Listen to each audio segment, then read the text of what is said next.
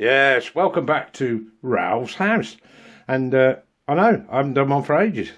And that's because, well, Christmas got in the way for one thing. COVID certainly got in the way. And the weather changed as well. So, look what's happened outside. I'll tell you what, it is cold. Because it's already been checked today. And look at this. Well, it's pretty, but... And yes, it's still snowing, very fine, but it is settling. So, you know what? We've decided we're going to go for a walk. Yeah, don't you just love the sound of snow? See if we can make that snow sound. Yeah, you get it. Oh, that looks a bit narrow. I'll give it a go. Just go sideways. This is the thing with people bringing their vans home, isn't it? If I had a mobility scooter, I think I'd be struggling a bit. But it looks good. And you're thinking, why didn't it snow there? That's because Phil, my next door neighbour's, got these leylandi up there which sort of shield it a bit. It's all good stuff, isn't it? Blimey. Awesome. Yeah, that's the back way into mine. Oh yeah, we've got royal gates, look at that. This is like a sort of dip into somebody else's life. See what they're doing today. Well, that's what we're doing.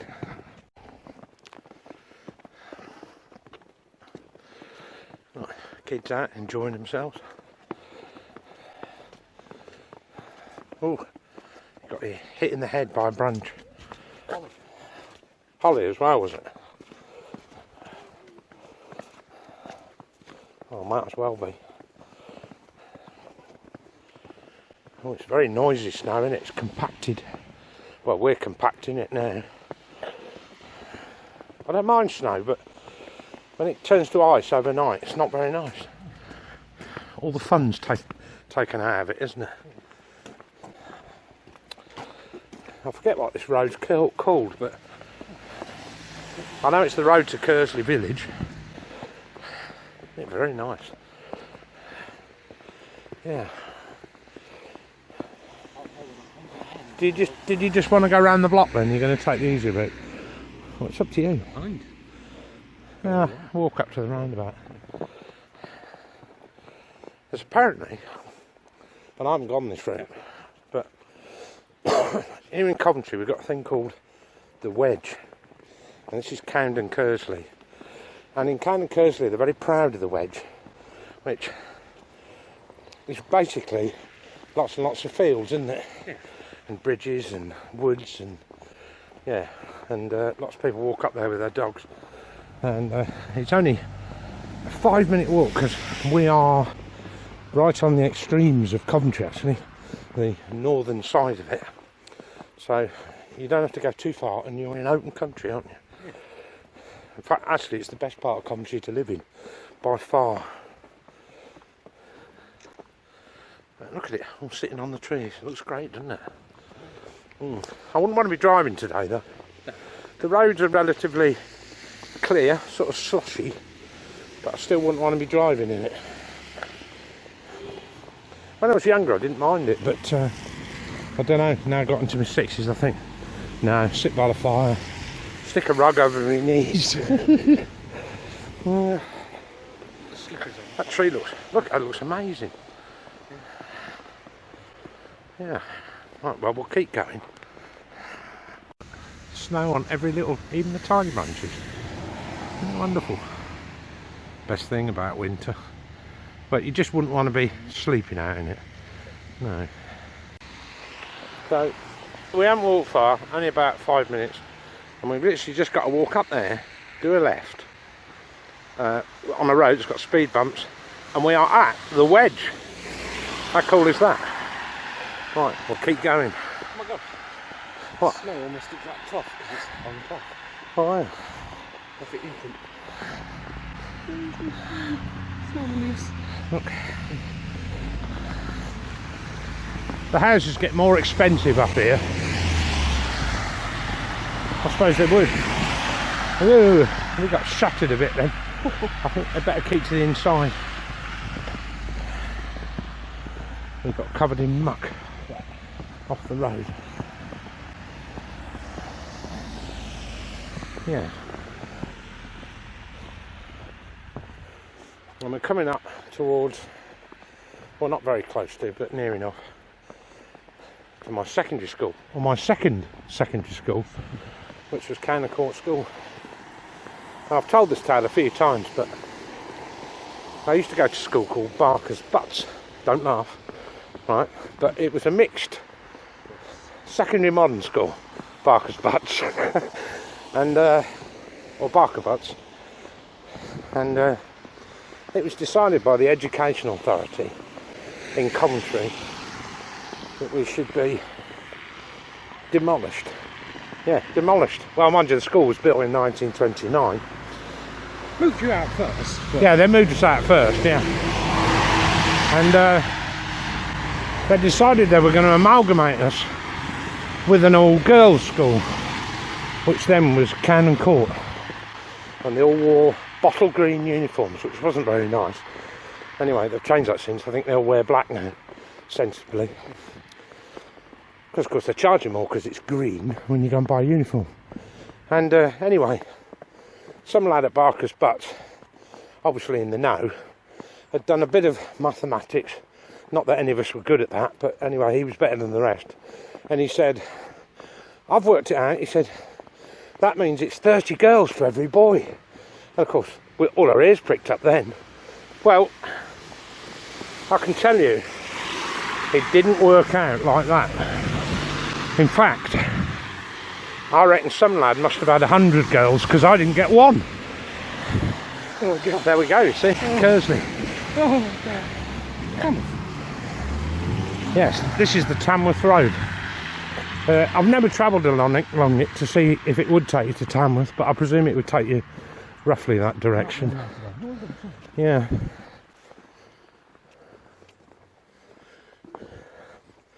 I love these little cottages here. They're nice. Small, compact and bijou, but very Christmassy. You know what that would mean? Yeah, what, bijou? Yeah. I don't know, it's French for small. Yeah, I believe. Correct me in the comments. What's bijou in French? Well, it's actually bijou in French. It's bijou, isn't it? No, what is it in English? It's compact and small, I think. Right, nearly at the wedge. Well, I've just passed this little primary school, which is Kersley Grange, and over here there's a big like sports field. A lot of people play football and things like that behind the trees. But if you go diagonally across that field, so I'm told, you're straight into the wedge. So we are on the extremes of the wedge, and it's well liked, this area, because you've got fresh air, less stuff in the city, a lot more trees, just a nice place to walk about. And if you had got a dog, and I haven't, and I don't want one, this would be the perfect place to take your pooch. You can leave little messages in the snow. Arf, arf. Yeah. So this is Ralph's house in the snow, and very different, you've got to admit. Yeah. You make you snow in. I reckon they are. Are they? Yeah. They are. There's kids behind there making snowmen. Well, we did prepare ourselves for this walk in the fact that we're both not daft. We've both got long johns on. Yes, old-fashioned they may be, but are your legs warm? Mine are. So, Not a bitch. yeah, but not freezing cold. Especially if you're wearing nylon trousers. Yeah, they're not going to drop off. Yeah. Yeah. Tempting. What, tempting to go over there? Well, yeah, but it's just a big field, to be honest. So that's where they play football and have games and stuff, don't they? And sometimes people take their drones up here, I'm told, by people that own drones. I've got one, but I've never flown it. Nor will I ever, I think. So there's a good chance it's going to go back to the person I got it off, because I'm not really going to use it. But such is life. So this is the beginning of the wedge. All up there, goes all the way up. Goes for miles that way. And I've not found it yet actually, but there's a duck pond over there. I will find it eventually. But the wedge is huge. It's like Coventry's biggest national park, isn't it? It's huge. And yeah, there is a little sort of farmhouse in it. But that's all there is at the wedge. Yeah, it's lovely. Look at this. Anyway, what we're going to do, we're going to... Frozen pond. yeah, there is a frozen pond down there, yeah. Good an Aldi. Can you see that down there? Not nice. You wouldn't want to swim in it. You wouldn't want to swim in it in the summer, let alone now. So, anyway, we're going to go back to the house now, which is that way, right? So, see you soon. There you are. A loaf that took 2 years to cook. Cooked it in, well, put it in 2020. Came out in 2021. Happy New Year. Still steaming. It's lovely, lovely bread. I've had to do an extra loaf, because that's what happens when you start making bread. People say, oh, can you bring me one? Well, there it is. Now, I'm not sure that this would work in everybody's house, but it works in Ralph's house. I'll show you what it is. I always felt going down these stairs, I never felt that secure, because you've got a stair lift here, which you want to keep, and you've only got the handrail there. And I don't know, I'm 61, and sometimes I can't help feeling it could do with a handrail down there. Well, my lad, he's 16, and he was doing exactly what I was doing. And that was, as he went down the stairs, he would grab hold of this bit of wood. So we thought, put a handle there. Makes it so much easier. You just grab them as you go down. Simple enough. Don't think they cost much. Something like £14 each, something like that. Yeah, so that's what we've done. Put handles there. So there's an idea. If you want to improve your stairway a bit, just put a handle above your head. It's amazing actually how many people grab them as they go down. Tip number 1. Cookery Corner. So what's in Cookery Corner today? Tell you what, I've only just put the heat under these, but I've got a little rough cut chopped onions. That's all you need in there. Alright, I've got a few more to go in. Alright, chop those up. No need to finely chop them, keep them rough. That's what I say, adds interest. Right, so what I'll do, as soon as that comes at the heat, we'll brown that off. In this pan, I've got green beans, long green beans, and, well, actually they're frozen peppers, because when I buy peppers I always end up with 1 or 2 going off if I don't use them. So now as soon as I get a bag of peppers, I'll chop them up. Whatever I don't use goes in the freezer, much more sense.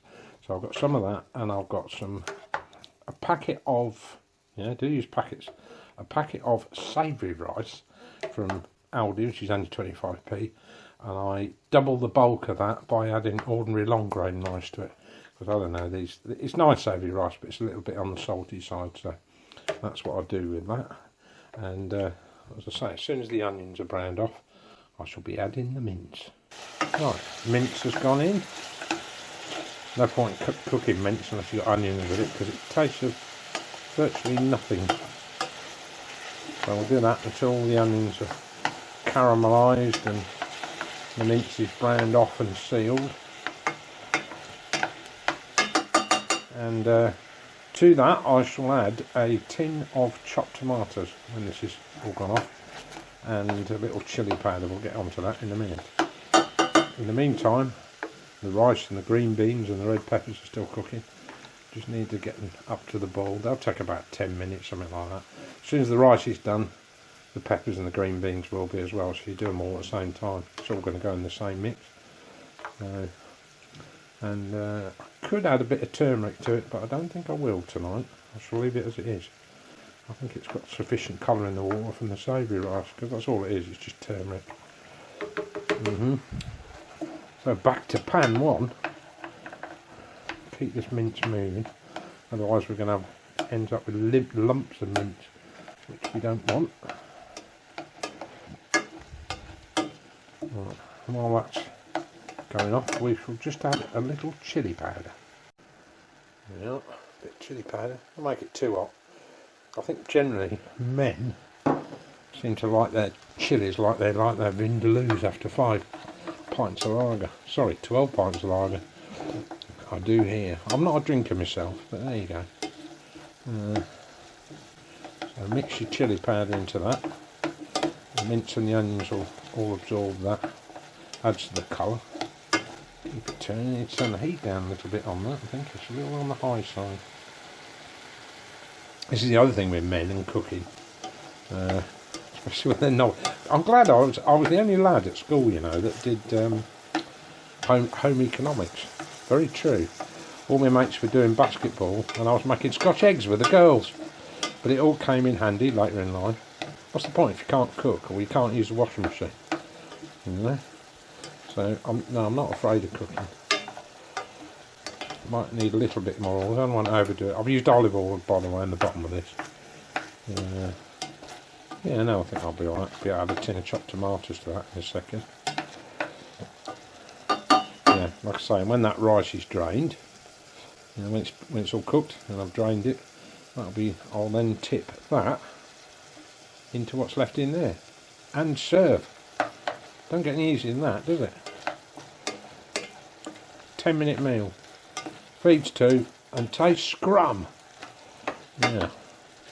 Incidentally, and I'm not advertising products because I don't believe in all of that, but I love that stuff. Aldi do it. And it's olive oil spread, which is better for you, isn't it? Let's be honest. And it tastes nice. And oddly, it's their cheapest one. So, recommend that. But it's not a sponsored video, so you know, back to the cooking. Yeah, what was I saying about cooking? Well, you know, I've been a single parent for a few years, 8 years, something like that. Yeah, about that. And my son has never turned his nose up at anything I've cooked. No, it could be that he's just so used to eating the weird stuff that Dad cooks. His palate has changed. It could be. Yeah, don't know. Anyway, I will show you that when it's all served up. Chopped tomatoes now in, and I'll reduce the heat on that now. You want to cook it within an inch of its life. That's fine. You can add a bit of puree if you're into that, but I don't know. It's got enough flavour, I think, with the onions and the tomatoes. And the only other thing I've added was a tin of red kidney beans. That one's up to you, but my son likes it now. He didn't when he was younger. This is what happens with kids, isn't it? Their tastes change. Still can't persuade him to eat Marmite though. It is one of those things, isn't it? I love it. Got loads of jars of Marmite, I always have. Even the copy Marmite, you know, made by others. I don't mind it, Vegemite, any of those things. And I'm not sponsoring these products, I'm just talking generally. Yeah. So we'll just wait for that rice to fluff up. We can drain that pan completely then, like I say, and then tip everything that's in there into there. Easiest meal we ever make. Great for 2 of us. And I know chili's not to everyone's taste. Some people don't really like hot stuff. Well, don't put so much in. What's the answer to that? You only want a little bit. Instead of chili, even if you don't like very spicy stuff, just put very little in it. Put a 1/4 teaspoon in if you like, or less. Now this is an aside to Ralph's house. No, it's not Cookery Corner. No, none of that. It's just that I've decided, sorry about the shadows, that I'd start making bread again because I don't know, my son seems to like homemade bread, particularly for toast. So I said, alright, I'll start making it again, which saves me going to the shop every week making bread. I've got plenty of flour. And but anyway, my son came down this morning and we've been making bread all week. Varying success, but he came down and he said, I couldn't cut that one. He said it's too dense. No, I wouldn't say it was dense. I'd say it's very crusty. It's very crusty bread, but not dense. But maybe that's the first failure we've had. I don't know. But anyway, I've put 2 bits in the toaster. Oh, look, they just popped up, and we'll see what they're like. Anyway, I've got some brand new yeast to try, so we'll give that a go.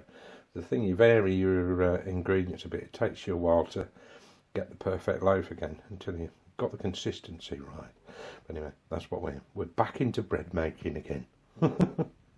Cookery Corner. Why are we looking at a kitchen worktop, Ralph? Well, you're not. This is my new office desk. I managed to get a bit of worktop off of eBay because before this is my office in the little box room at the front. But before this, the only wood I had was the side of a wardrobe that I didn't need, and I thought, that'll be great. Repurpose it as a desktop.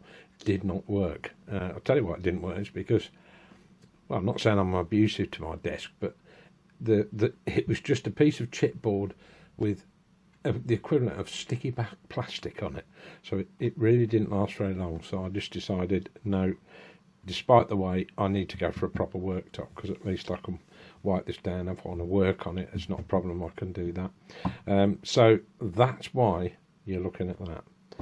But there are other things I can show you regarding Ralph's house.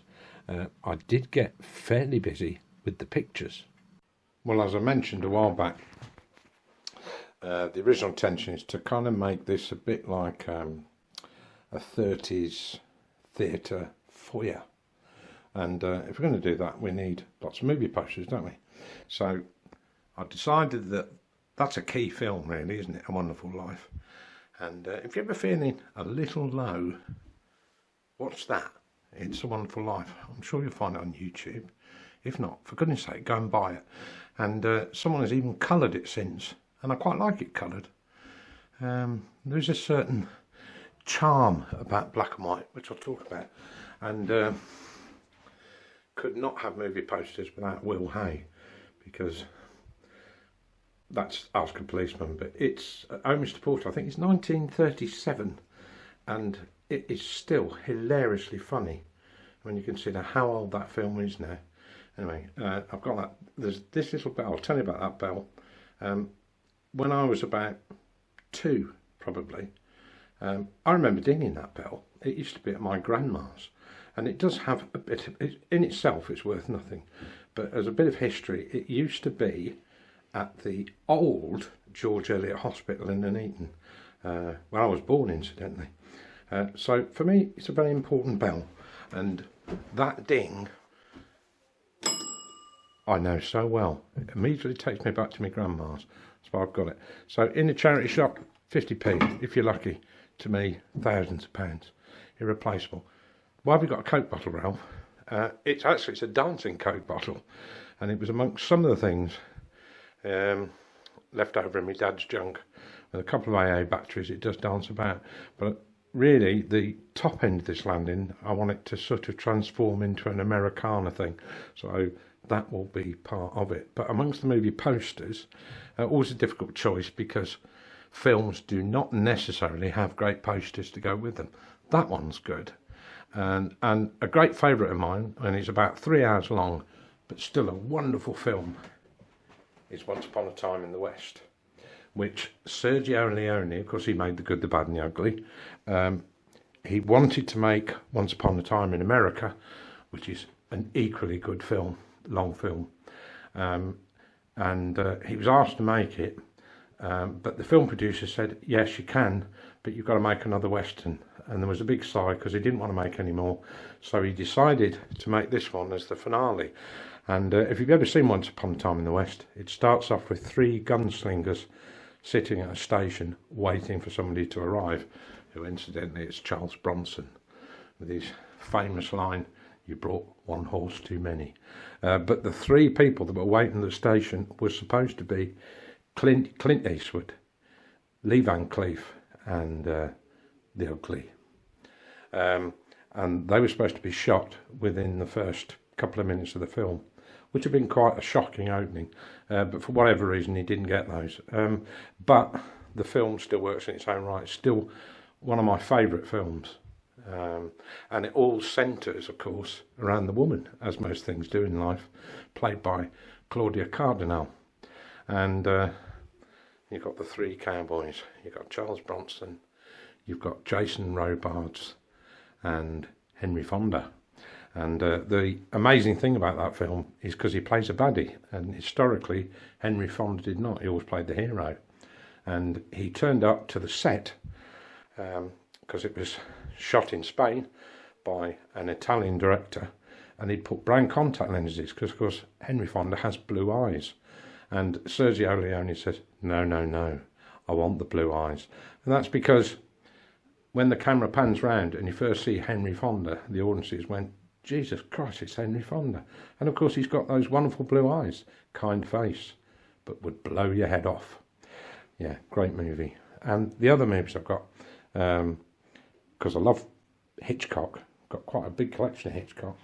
The classic Psycho, of course, got to have that. And my plan is to have four Hitchcock films. So one there, one there, one there, one there, below. So there'll be a panel of four there. So I've got Psycho, I've got Rear Window, which actually is a personal favourite. I love that one with James Stewart. And Grace Kelly, of course, with the most wonderful kiss you will ever see in film history. And she moves across the camera like a butterfly. You can almost feel it. Mind you, to be fair to her, she did put herself about a bit. Sad but true. Anyway, North by Northwest with Cary Grant, of course. Again, a fantastic Hitchcock film. Singing in the Rain, which isn't Hitchcock, of course, but possibly the only musical I like. I think the dance steps are quite incredible, and of course it was shot in Technicolor, so it's been restored, so it's just incredible to watch. And if you haven't seen it in many, many years, go and buy it. Male or female, it's just a great film. And the other Hitchcock, Vertigo. And Vertigo is an odd film because I watch it and I get all the way to the end. I think, oh, right, now I've sussed it now. And then I forget about it for years. And then I start to watch it and I haven't a clue again. And I have to watch it all the way to the end. So, yeah, that's the other Hitchcock film. Other classics include, in smaller scale, Casablanca, of course. Play it again, Sam. Which apparently he didn't say. He just said play it. And bless her, Shirley Temple. How can you have movie posters without Shirley Temple? Absolutely got to have her. And I've also got silent heroes. I've got Laurel and Hardy, Harold Lloyd, and the great Buster Keaton. I think he was king of the silence. I really do. Great Laurel and Hardy are. They are very funny films. But for the visual gag, no one could beat Keaton. And of course he understudied Charlie Chaplin. And then I've got more to put together. Another Will Hay film, Where's That Fire? There's so many good lines in that film. I just love it. So, yeah, so the next job of the next few days is to get all these fastened up on the wall. And they won't make this Ralph's house, but they will make the next one. And then you'll be able to see the final result of what I've done on the stairs. So that's where we are with the posters. I will say, whilst I tried to keep my costs down on this, because frames are really, really expensive to buy. This one was just short of 20 quid because it's A1, which is, well, yeah, it is almost the biggest picture. You can get one slightly bigger than that, I gather, but A1 is the biggest. So that was 20 quid for the frame and the same again for the poster. So that wasn't cheap to do. And the other issue I've got with these, because as people go up and down the stairs, they're only held by the one hook, like most pictures, and I'm not over keen on that. So what I've done, I've bought some Posi-Drive screw caps. So you put your screw in through it, then it's got a cap that folds over it, and you just see a black dot where it is. So I'm going to screw them top and bottom. I did think of all four corners, but you know, you've got the joins in the frame, and I thought, no, I won't do that. So yeah, there's going to be one on the bottom, one at the top. So I'm going to have to, and I've ordered some 5mm raw plugs to match the screws I've got and the screw caps. So they'll all look nice and they'll be firm on the wall, so if anybody brushes past them, they will not fall down. So that's where we are with the movie posters. Can't miss this. My neighbour, Phil, over there with his wife, Bernie, standing on the corner with a small dog, which I didn't think they had one before. They're obviously looking after it. Seems to bite his heels. Anyway, they're actually going out. I can't believe it. They've gone out for a walk. Good on you, Phil. Good on you, Bernie. Yes, one or two were intrigued by this book that cost a shilling. Right? Enjoy potatoes in 81 ways. You never thought you could use potatoes in so many ways. Actually, this book's a little deceptive because one would think that the potatoes was the core of the dish, but not necessarily. And it covers all the usual stuff like how to make mashed potatoes and all the rest of it. But there are some intriguing ones. This one, my sister said, try and find one we've never cooked. So I found one, and it's called potato pudding. Are you ready for this?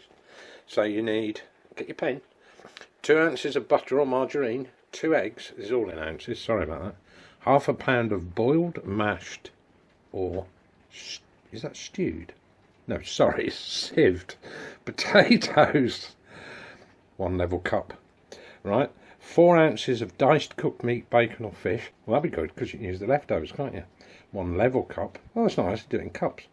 1 level teaspoon of baking powder, half teaspoon of salt, pinch of pepper, plenty of ground mace or nutmeg. Well, there's your choice. Parsley, tomato or cheese sauce. So it'll make 3 to 4, so that'd be right, wouldn't it? Cooking time, an hour, not bad. Grease a 1.5 pint size pudding basin. Cream the fat and beat in the eggs, alternatively with a little bit of the potato. Beat until light and fluffy. Right, we got that. Add remaining potato, meat, baking powder and seasoning. Turn into the greased basin. Sorry about the shadow. Cover and steam for 1 hour, served with the sauce and with green vegetables as a salad. So there you are, there's one you can try, potato pudding. I'll try and pull out another one next week. This is a 3D printer. In fact, it's an Ender 5, if you wanted to go and look that up. And it will print an object 250mm by 250mm by 300mm high. That's quite big. This is for my other channel, The Factory. But I don't see it. Well, I can't include it in Ralph's house. Who knows? I might want to make door handles. You know what I mean? But with this, you can make them. And I mentioned it on Messenger and Facebook and a couple of other places. And I was amazed by how many people don't actually know what a 3D printer does. Well, you know, I'm not going to get into the technicalities of it, but most people know what an ordinary printer does. A bit of paper goes through and the ink is deposited on the paper, yes? And then you've got a printed sheet. Well, a 3D printer works in a sort of similar way, except if you imagine putting the paper through and printing it over and over and over again until the ink builds up and it's higher than the paper. That's what a 3D printer does. And it works on X, Y and Z axis. So if you've got an object, let's say, I don't know, let's say this cup, providing you photographed it from all angles, input it, it will print you one. That's a 3D printer. But anyway, that's kind of enough for Ralph's house this week. But I wanted to finish up with a great video made by my brother-in-law on ways in which you can encourage insects into your garden. And it's very important we do this because with insecticides and all these other kind of things, our bee populations are in decline and we need them. We even need wasps because even wasps pollinate. So trying to encourage all these little insects into your garden, they provide food for the birds and all the rest of it. Very important thing to do. So I'm going to say goodbye from Ralph's house and over to Steve Pike. Steve's been working on a project for the Peopleton Wildlife Group, but he wanted to show you how you could do the same. Over to you, Steve. With recycling in mind, this is to make very quick, simple insect houses to make them as colourful or as plain as you like. So, if you've got tin cans that with the peelable lid, as many as you like, empty ones, and you can stack them together in whatever design you like, one on top of another. You can make it as big or as small, just one tin. But I've gone for 3 tins, that's the one I've done today. 1, 2, 3. Onto a piece of timber. Then screw them onto the piece of timber. Don't forget to put a hole at the top so you can attach it to your wall, your fence or a tree.